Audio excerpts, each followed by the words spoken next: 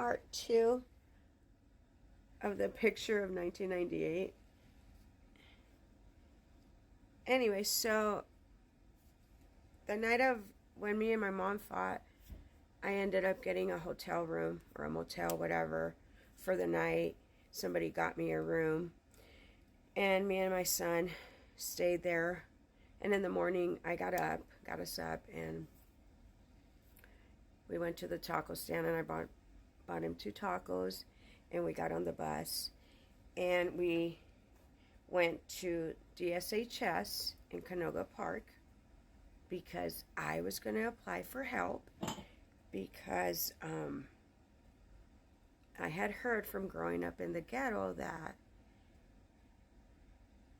the Department of Social Health Services would help you get an apartment, and they would give you vouchers for a hotel and help you with the first and last month's rent for an apartment if you had children and you're American, right? You're a citizen. So I had it all planned out. So we go, and we're one of the first people there. By the time they called me, it was just me and him. There was nobody else in the building but the workers and me. And so we get to we go through the store, and then there's the row of plexiglass and chairs, right? And I'm like in one of the first little booths, the ladies right there, and my son's just running up and down because there's like no people there. And the lady, like, I'm talking to the lady and stuff, and she's like, well, you qualify for $50 of food stamps. And I'm like, $50 of food stamps? What the fuck are you talking about? Like, I have nowhere to go. Like, I have a little boy. Like, you gotta fucking help me. She's like, well, all you qualify is for $50 of food stamps, right? And I'm like, because you have too many assets. And what assets is that? You know what? My fucking boots I bought for my birthday, right? So I fucking push the glass, all fucking pissed. And by that time, the door opens that lets you into this area, and I see like an arm, coming through the door, and some hand is reaching for my son, trying to grab it, and I'm like, hey man, get away from my son. And then the door opens all the way, and it's a police officer, a lady police officer, and another social worker. And I'm like, hey man, get your fucking hands off my son. She's like, if you don't calm down, I'm gonna arrest you. I'll put you under arrest. And I'm like, well, why the fuck are you grabbing at my son? She's like, well, we had a call that there was a little kid, a toddler, running up and down in the parking lot, barefooted in a diaper. So we came here to check him for bruises. And I'm like, bruises? What the fuck? So not only did they not help me, they insulted me on my way out, right? They injured me and insulted me. So they take my son and they strip him and return him to me because obviously there's no bruises on him. I'm not beating my son.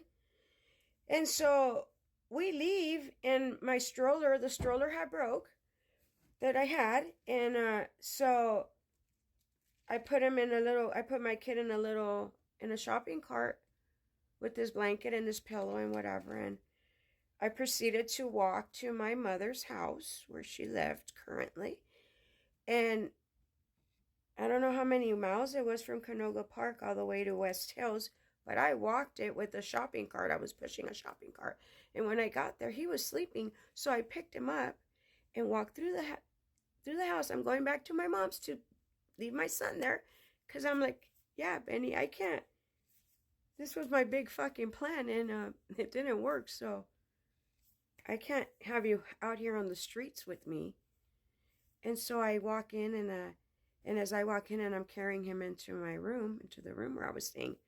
So we got in that fight, and my mom and her husband's they're at the table, and there's a lady there, a social worker bitch, right? And I'm like, what the fuck are you doing here, bitch? Like, I just left your fucking building and you guys didn't fucking help me. Okay? Now you're over here trying to ruin my motherfucking life. And I told my mom and her fucking husband, I said, dude, don't sign nothing, man, because let me tell you what they fucking did to me. Right? So then I go lay down my kid, lay the kid down. And then I get the phone and I call the cops and I'm like, yeah, I need this lady removed from my house. And, my stepdad's like, this isn't your house. And so then I call, and then I don't know how much time passed, but I remember my best friend was there. My mom's mother-in-law was there. Her husband was there. She was there. The two cops were there. When the two cops that showed up happened to be young ladies, 20, 21, 22-year-old, a blonde one and a brunette. And when they got to me, the brunette, one of the first things she said to me was, when was the last time that when was the last time you slammed dope? When was the last time you shut up, whatever. Anyways, and I was like, slam dope? What the fuck? I don't shoot up dope. Like, fuck, man. Like, what the fuck? And so I was so appalled.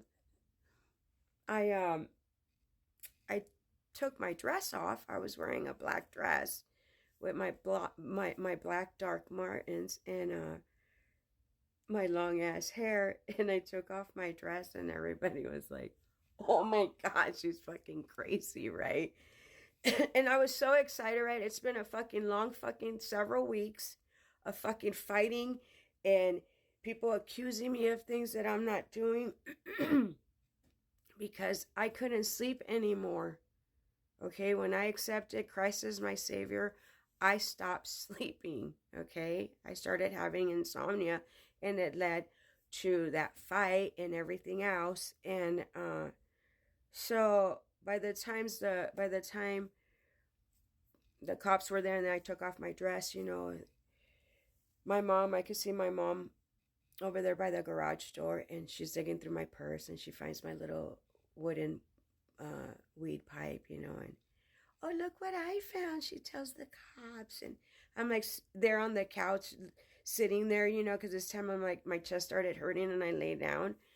And I was looking at her and I'm like, what the fuck, man? Is this bitch for me or against me? Like, no, she was never for me. At any rate, I told my mom, I was like, I really want to go to the hospital because I want to talk to somebody that could tell me what's going on with me because I can't sleep, And so the cop's like, oh, we could take you, but you're going to have to be handcuffed. So I willingly leave. Okay, I let them handcuff me, and I leave peacefully without any fucking drama. I'm calm. My kid's safe. He's going to be safe. And I'm going to go to the doctors to see what the fuck is wrong with me. So they took me to the hospital. And as soon as we get there and I get admitted or whatever, they take off the laces they take my boot laces off. Okay. And then they put me in a room with 6 beds. They're all empty. There's a TV at the end on the wall. And then there's a desk and a nurse lady who's as big as a fucking house at the end of that. And I'm like, oh, am I going to talk to the doctor soon? Will he be coming? Oh, he'll be here, And I'm combing my hair. The Simpsons are playing, right? And I'm super chill. Nothing. I'm not tripping. Nothing. And then I see something movement, and it's her coming. I'm like, oh, is the doctor coming? And she's like, uh-huh. And then as soon as she passes, I could see that it was a man behind her, and he happened to have a little metal tray, and it had a syringe in it. And I was like, wait, what the fuck is that? You can't do that. So she fucking slams me, and they fucking shoot me up with that shit, telling me to calm down. I'm like, oh my God, like, what the fuck?